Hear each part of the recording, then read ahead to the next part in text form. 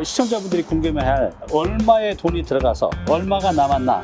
예상 분양가는 사실 여기 어떤 곳인지 대략 위치 설명 좀 부탁드릴게요. 네, 여기가 저쪽 보시게 되면 저기 사거리 보이시나요? 네. 저기 간판 있는데 네. 거기가 이제 세전역이라고 해서 세전역. 거기서부터 두 정거장만 내려가면 네. DMC역이 나오죠. DMC역이. 네.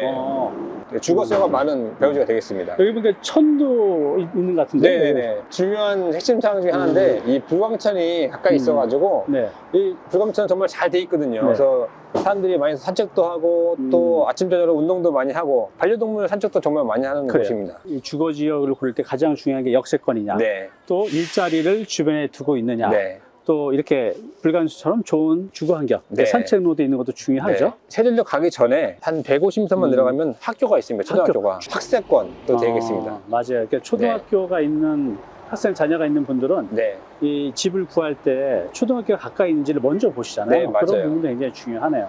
약간 이제 경사지네요. 네, 맞습니다. 지금 이제 윤교수님이 이번에 매입하신 게 이 건물하고 또 어떤 거죠? 뒤에 거? 네, 이 두 필지입니다. 필지가 두 개네요. 네. 요거하고 요거. 따로 돼 있어서 두 개 필지를 갖다 동시에 매입해서 사업을 진행을 했습니다. 여기 보니까 이 경사지가 꽤 심해요. 네. 그죠?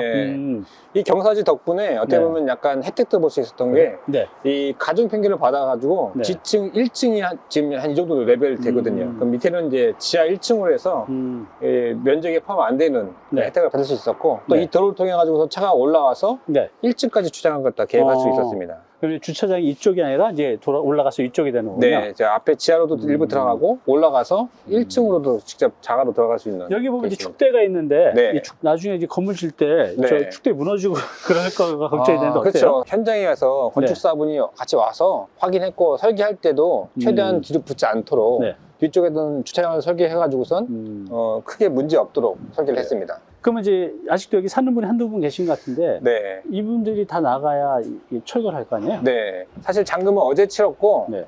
내일까지 이분들이 이제 나가는 것으로 다 내일까지요? 협조를 다 했습니다. 그러면 이제 이게 만약에 잔금 치러놓고 명도가 제대로 안 되면 이게 계속 길어지잖아요. 네. 이 명도는 반드시 매도자 이름으로 하는 게 좋습니다. 특이하고 꼭 달아야 될 것들이 있을 네. 것 같은데 뭐가 있을까요? 크게 세 가지 말씀드리면 네. 첫 번째는 이제 명도입니다. 명도. 그래서 이 세입자나 아니면 사는 분들의 명도가 반드시 매도자가 책임지고 한다. 이게 중요하거든요. 네, 명도. 두 번째는 건축에 협조한다는 특약이죠. 그럼 뭐죠? 건축에 협조한다. 예를 들어서 이제 건축 허가를 갖다 맡을 때 잔금 치기 전까지 이미 건축 허가를 다 맡아가지고 내가 잔금 한 이후에는 바로 공사 들어갈 수 있도록 하는 게 중요하죠. 원래 이제 잔금을 치른 이후에 뭐 설계 허가를 하고 이후에 모든 과정들을 해 가는데 반드시 이 계약을 할 때는 매도자가 이런 건축과 관련된 모든 것에 협조한다. 네. 라는 걸 달아야만 뭐 원래 3개월, 5개월 걸릴 거를 다 압축할 수 있는 거잖아요. 그쵸. 5개월 동안 이자가 막 5천만 원 한다고 하면 그걸 다 세이브가 되는 네. 거잖아요. 그러니까 그런 부분이 이제 중요한 거라고 네. 보거든요. 자, 여기는 그러면 지금 여기 주택 같은데 건물이 딱 봐도 오래돼 보여요? 네. 여기 이제 어떤 건물이 지어지는 거죠? 도시형 생활주택으로 네. 주택을 지을 겁니다. 소형 신축 같은 경우는 네. 층수가 제한 있잖아요. 네. 그래서 다세대는 4개층, 네. 뭐 다가구는 3개층. 네. 근데 도시형 생활주택은 1개층 완화를 받아서 5개층까지 지을 수 있습니다. 네. 그리고 5개층 짓더라도 용적률이 여유가 있어가지고 네. 나머지는 오피스텔로 집어넣어서 주거용 오피스텔로 2개층을 더 집어넣고 네. 마지막 남는 공간은 근린 생활시설로 해서 용적률을 최대한 찾을 수 있도록. 그 건물 규모가 어느 정도 되는 거죠? 건물은 지하 1층, 또 네. 지상 8층까지 지상 8층 계획을 까지. 했습니다. 근데 이제 여기 보면 이제 경사진데 네. 여기가 이제 1층 주차장이 되면 여기가 지하가 되겠네요? 네. 여기서 보면 지하인데 저 도로 쪽에서 보면 그냥 1층처럼 보이겠네요. 뭐 실질적으로 이제 사용하는 데 전혀 제한이 없는 거죠. 9층처럼 보이게 되겠네요. 앞에서 보면 결론적으로. 네, 맞습니다. 자, 그러면 이제 우리가 시청자분들이 궁금해할 이전에서도 얘기했지만 결국 이건 사업인데 네. 얼마의 돈이 들어가서 네. 얼마가 남았나 좀 이제 설명 좀 부탁드릴게요. 예, 이 토지 비용 총 36억 정도 들었습니다. 36억이요? 예, 36억에 계약을 했고 기타 비용, 그렇죠. 취득세나 아니면 공인중개 수수료 이런 것들을 포함해서 네. 총 38억 정도 토지 비용으로 들어갔고 네. 건축비는 건축비와 또 설계비, 감리비, 그다음에 금융비까지 포함해서 34억 원에서 34억. 총 72억 원 정도 72억. 예, 매입 금액으로 엄청난 돈이 들어가네요. 네. 72억. 72억 현금을 들고 다 하시는 옷수 같은데 네. 뭐 여기 또 이렇게 줄일 수 있는 방법이 있나? 네, 72억 중에서 사실 자기 자본 약 15억 원 정도 15억. 들어갑니다. 그러니까 15억만 내 돈 갖고 나머지는 은행 대출. 네, 대출로 하는 해서 레버리지를 일으켜서 진행한 거죠. 그럼 다 분양하면 얼마 정도 예상하세요? 예상 분양가는 사실 처음 사업 분석할 당시에는 네. 좀 이렇게 높게 잡았거든요. 네.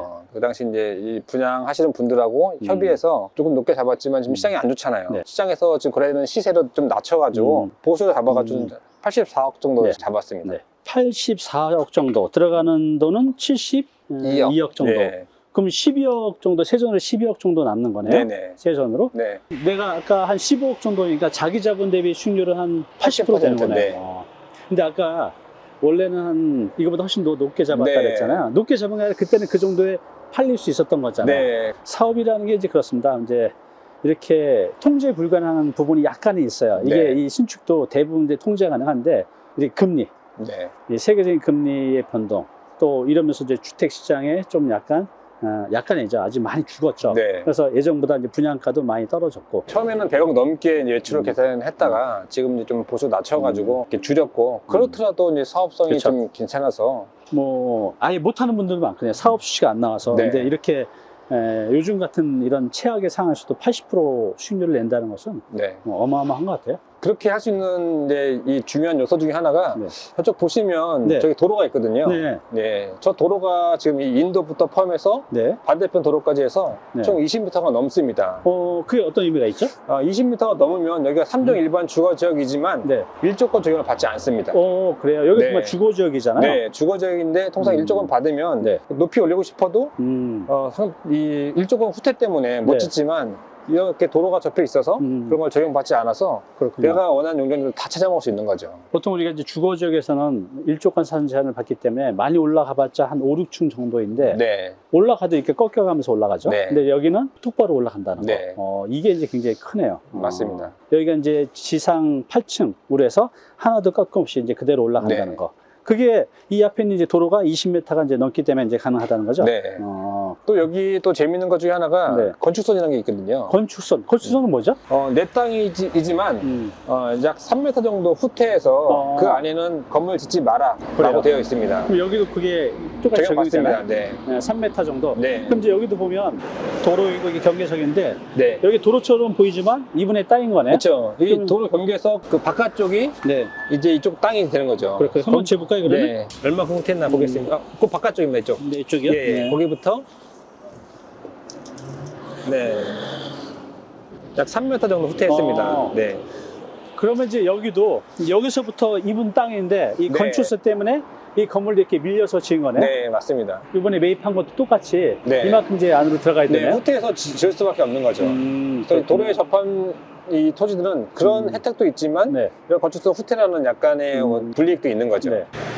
지금 이제 우리 윤 교수님 사업지 행길 건너편으로 왔어요. 지금 여기 보이는 저기 요 건물이죠? 네, 맞습니다. 옆에 보면 굉장히 높게 여기도 이제 최근에 지어진 건물 같은데 네. 여기도 역시 일조권 사전 제한을 안 받을 수 있었던 이유가 네. 요 20m 도로. 네, 맞습니다. 그래요. 여기도 아마 저 건물만큼 올라갈 것 같습니다. 여기는 그러면 이제 한 8층까지 올라가니까 네. 여기 앞에서 이제 9층에 올라가는 거네요. 네. 또 철거는 언제쯤 들어가죠? 철거는 이제 바로 이제 철거 심의를 다 받아놨기 때문에 예, 다음 주부터 철거가 들어갑니다. 철거 심의 바로 받아놨다고 한 게 이거를 계약하고 잔금 치르기 전에 건축주의 매도인의 협조를 받아서 다 한 네. 거네요. 착공은 언제쯤 들어갈까요? 착공은 이제 철거한 다음에 이제 지질조사나 또 측량 이런 과정이 있어가지고 그런 과정을 다 겪고 나서 이 착공 준비서를 만든 다음에 들어가게 되는데 행정 준비가 좀 많이 필요해가지고 늦어도 내년 초에는 착공이 좀 들어가는 거죠. 준공은 언제쯤 될까요? 사실 준공 기한 예, 한 개 층당 뭐 해서 늦어도 9월까지.